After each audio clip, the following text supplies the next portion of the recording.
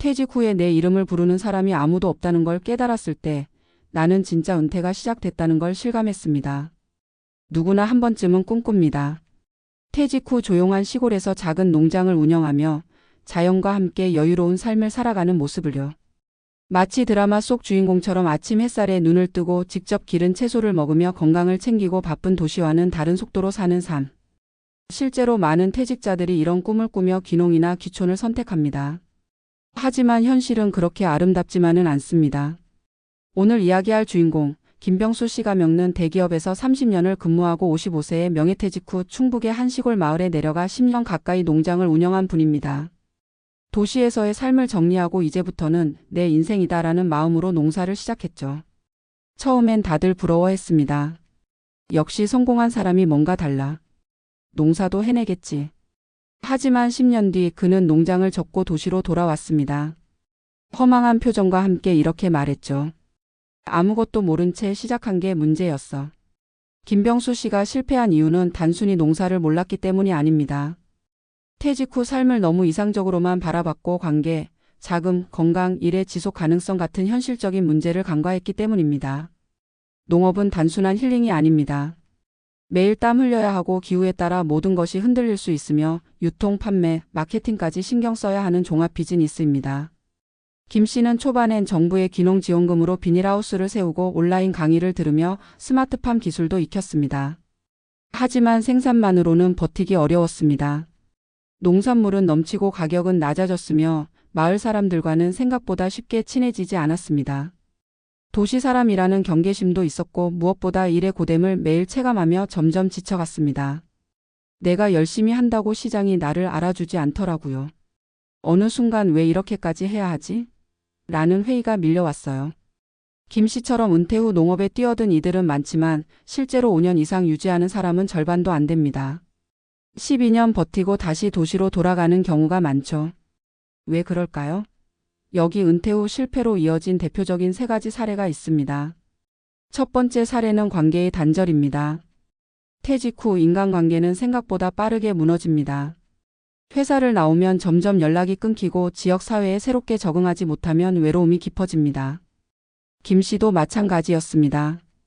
처음엔 동네 주민들과 어울리려 노력했지만 생활 방식도 말투도 다르다 보니 어색함이 계속됐고 나중에는 이방인 취급을 받는 느낌마저 들었다고 합니다. 특히 친구들은 성공하면 한번 놀러 갈게라고 했지만 실제로 아무도 오지 않았습니다. 그 외로움이 점점 무게로 다가온 거죠. 두 번째 사례는 재정 계획의 부재입니다. 퇴직금이 많든 적든 지속 가능한 수입 계획이 없다면 은퇴 후 자산은 빠르게 줄어듭니다. 농업은 초기 투자금이 많이 들어갑니다. 시설비, 장비 구입, 땅 정비, 비료와 종자 구매 예상보다 돈이 훨씬 더 많이 들어가죠. 김 씨는 처음엔 퇴직금 중 일부만 쓸 생각이었지만 결국 80% 이상을 농장에 투입했고 수익은 예상보다 한참 못 미쳤습니다. 월 수입이 30만 원 이하인 달도 있었습니다. 이럴 거면 알바라도 하는 게 낫겠다는 생각이 들었죠. 세 번째 사례는 건강과 체력의 문제입니다. 많은 퇴직자들이 몸쓰는 일이 좋아서라며 농업을 시작하지만 실제로는 고된 육체 노동이 대부분입니다. 하루 종일 허리 숙이고 비 맞고 더위에 노출되며 일하다 보면 몸이 금방 망가집니다. 김 씨는 3년째 되던 허리 디스크가 악화돼 몇 달간 병원 신세를 졌고 그 사이 잡초는 무성해지고 작물은 썩어갔습니다. 몸이 안 되니까 아무것도 안 되더라고요. 병원비도 부담이었고요. 이 3가지 관계, 재정, 건강이 은퇴 후 삶의 핵심입니다. 특히 농업이나 귀촌처럼 새로운 환경에 도전할수록 이 기본 요소들을 점검하지 않으면 실패 확률은 높아집니다. 그리고 이건 단지 농사만의 이야기가 아닙니다. 은퇴 후 어떤 일을 하든 이 3축이 무너지면 삶 전체가 흔들리기 시작합니다. 그렇다면 어떻게 준비해야 할까요? 먼저 관계는 유지하고 확장하는 것부터 시작해야 합니다. 회사 밖 인간관계도 퇴직 전에 미리 다져두고 지역사회 활동이나 동호회 등을 통해 새로운 사람들과도 자연스럽게 어울릴 수 있는 구조를 만들어야 합니다. 김 씨는 뒤늦게 농업기술센터 주최의 품목별 교육 프로그램에서 새로운 인연을 만나면서 조금씩 활력을 되찾았다고 합니다. 처음부터 이런 걸 알았더라면 덜 외로웠을 텐데라고 말하더군요. 둘째, 재정은 수익보다 지속 가능성에 초점을 맞추고 계획해야 합니다. 예컨대 농사 외에도 임대 수익, 소규모 온라인 판매, 강의나 컨설팅 같은 병행 가능한 수입원을 고민해 보는 것이 중요합니다.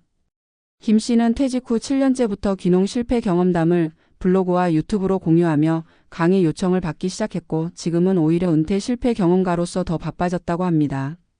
셋째, 건강은 단순히 안 아픈 게 아니라 일할 수 있는 체력을 관리하는 것입니다.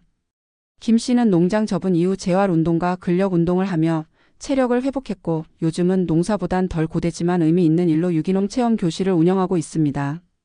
하루 몇 시간만 일하면서도 건강을 유지하고 사람도 만나고 수익도 생기는 구조죠. 우리는 퇴직 후의 삶을 너무 낭만적으로만 그리는 경향이 있습니다. 하지만 실제로는 철저한 준비 없이는 꿈꾸던 삶이 쉽게 무너질 수 있습니다. 꿈은 현실 위에 세워져야 합니다. 마지막으로 김병수 씨는 저에게 이런 말을 남겼습니다. 퇴직이 끝이 아니라 진짜 시작이더라고요. 근데 그 시작을 아무 계획 없이 하면 그건 자유가 아니라 방황이 되는 거예요. 앞서 다룬 내용이 퇴직 후 귀농 실패 사례와 그 원인 분석이었다면 이어지는 내용으로는 은퇴 후에도 건강하고 활기차게 살기 위한 과학적 라이프 스타일 전략에 대한 이야기를 진행해 보도록 하겠습니다. 귀농 실패 사례에서 건강과 삶의 지속 가능성이 핵심적인 문제였던 만큼 지금부터는 은퇴 이후 신체적 정신적 건강을 지키면서 의미 있는 삶을 살기 위해 우리가 실천할 수 있는 구체적인 생활 전략을 다룰 수 있습니다. 퇴직하고 나서 제일 무서운 건 시간이 아니라 내 몸이더라고요.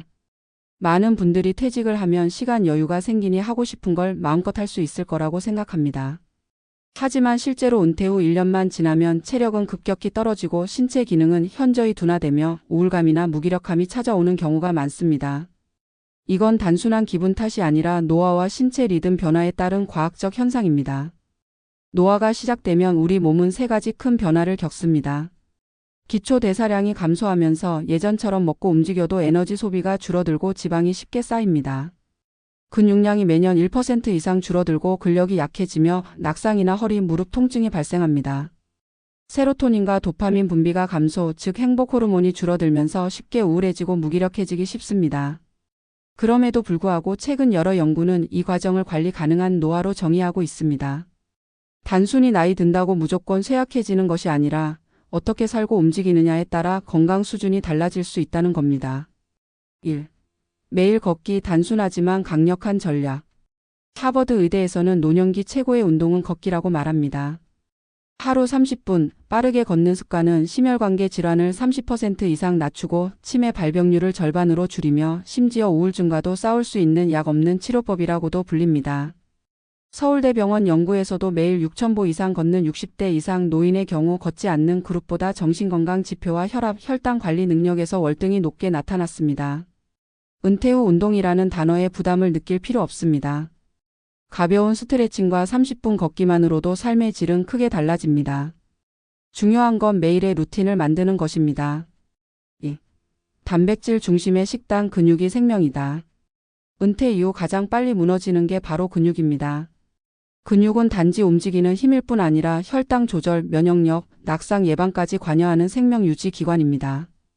고령자 영양 가이드라인에 따르면 하루 체중 1kg당 1.2g 이상의 단백질 섭취가 권장됩니다.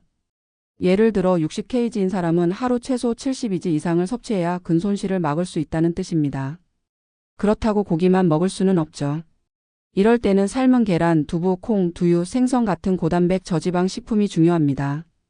특히 계란은 완전 단백질 식품으로 위에서 말한 김병수 씨 사례처럼 지역 브랜드의 신선한 계란을 활용한 식단도 좋은 대안입니다. 주의할 점은 배부르게 먹는 것이 아니라 균형 있게 먹는 것, 즉 단백질, 섬유소, 좋은 지방, 미네랄이 조화롭게 들어간 식사가 노후 건강을 결정합니다. 3. 사회적 관계 유지가 약보다 낫다. 미국 브리검영 대학 연구에 따르면 사회적 고립은 흡연보다 사망 위험률이 높습니다.